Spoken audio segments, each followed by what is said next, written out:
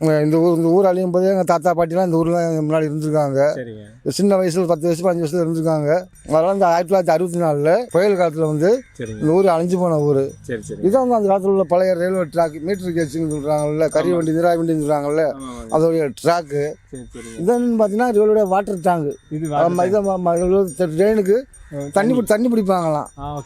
அந்த water tank ரெண்டுமே water tank. அது பார்த்தீங்கன்னா அது வந்து பழைய ஆர்பார். இப்போ ட்ரெயினில் வந்து இங்கே வந்து இறங்கி ஆர்பாருக்கு போய் ஸ்ரீலங்கா போயிடுவாங்களாம், டூர் போயிடுவாங்க, சுற்றி பார்க்க போயிடுவாங்களாம். பார்த்தப்ப நீங்கள் வந்து சென்னை போயிடுவாங்களாம். இது வந்து பழைய ரயில்வே பிளாட்ஃபார்ம். அந்த பிளாட்ஃபார்மு. அதுவும் இல்லாமல் 3 கிலோமீட்டர் ஊர் வந்து கடலுக்குள்ளே வெள்ளத்து அடியில் உள்ள கடலுக்குள்ளே போயிருக்குன்னு சொல்கிறாங்க.